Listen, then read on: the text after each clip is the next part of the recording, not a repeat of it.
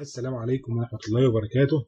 الدرس رقم 18 من شرح الإكسل المستوى الأول. درس النهاردة هيكون بعنوان دوال الحساب الشرطي. برنامج الإكسل بيقدم لك مجموعة من الدوال بنسميها دوال الحساب الشرطي، تقدر من خلالها تجري بعض العمليات الحسابية بناء على تحقق شرط معين أو مجموعة من الشروط. يعني أنت بتقول له في شرط معين لو اتحقق اجري العملية الحسابية دي، لو الشرط ده ما اتحققش لا تجري هذه العملية، سواء كانت عملية جمع أو عد أو أي ما يكن. طبعا زي ما اتعودنا إن بالمثال يتضح المقال، هناخد مثال نفس مثال الموظفين اللي اشتغلنا عليه قبل كده. محتاجين هنا نقول اجمع لي مرتبات الموظفين في حالة أو بشرط إن الجوب ريتنج بتاعهم أكبر من أو يساوي 4. هنقول دي إزاي؟ هنستخدم دالة من دوال الحساب الشرطي وهي دالة sum if. هنقول هنا يساوي sum، هي تاني واحدة دي sum if، دبل كليك عليها.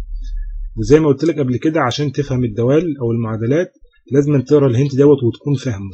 تفهم من الهنت ده ايه؟ ان هو بيقول لك هنا ان داله sum if بتاخد 3 ارجيومنت او 3 معاملات، الرينج والكرايتيريا والسم رينج. الرينج هنا وهو رينج تحقق الشرط.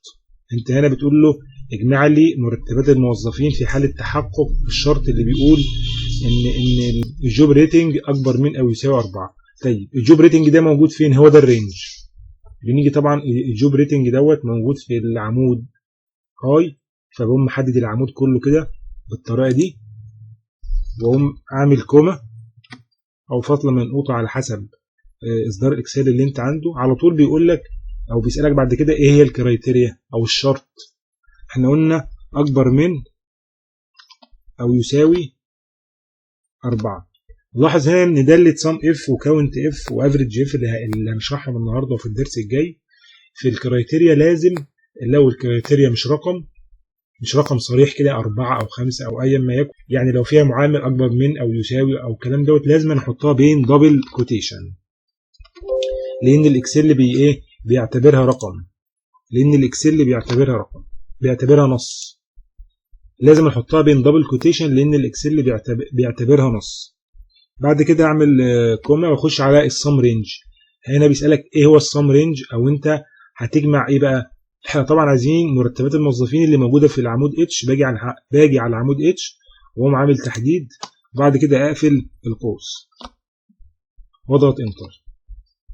لاحظ معايا هنا طلع لي رقم. انا حابب اتاكد ان الرقم ده صح. هعمل ايه؟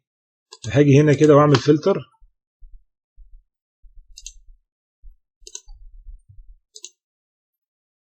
وهقول انا عايز ال4 و5 واقول موافق. ولو جيت هنا بقى حددت المجموع هلاقي مجموع العمود كله يعني 17,443,000 زي ما هو طالع عندي هنا بالظبط. يبقى كده المعادله شغاله ومظبوطه. دي كده معادله sum if. المثال اللي بعد كده وهو مثال الافريج if. محتاجين نجيب متوسط مرتبات الموظفين واللي بيحققوا الشرط ان الجوب ريتنج بتاعهم 5.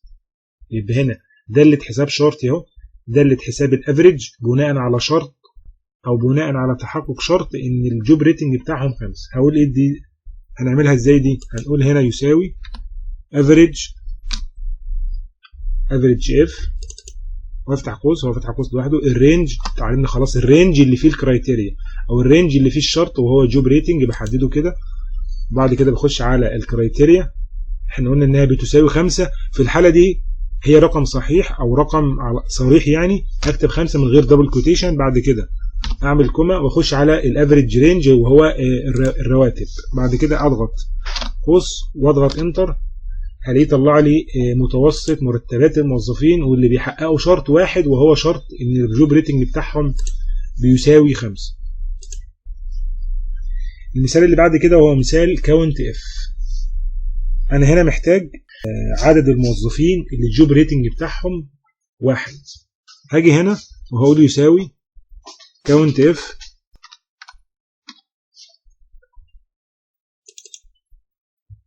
الكاونت اف هنا ليها 2 ارجيومنت او معاملين فقط، وهو الرينج والكرايتيريا.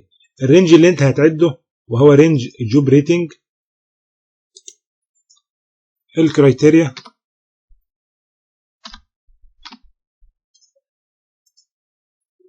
واحد واقفل القوس. يبقى هو هنا هيعد لي عدد الصفوف بشرط تحقق او في حاله تحقق الشرط ان الجوب ريتنج بيساوي 1 واقفل القوس. هلاقي هنا ان عدد الموظفين اللي الجوب ريتنج بتاعهم بيساوي 1 هم 115. كده احنا اخدنا السم اف والكاونت اف والافريج اف. في الدرس الجاي ان شاء الله هنشوف بقى دوال الحساب الشرطي الجزء الثاني والمعتمد على اكثر من شرط. درس النهارده سهل وبسيط، محتاج منك تطبق بايدك، ولو في حاجه وقفت معاك اكتب لي في الكومنتات، وما تنساش تعمل اشتراك في قناه اليوتيوب، ولو انت على تيك توك تعمل لي متابعه. السلام عليكم ورحمه الله وبركاته.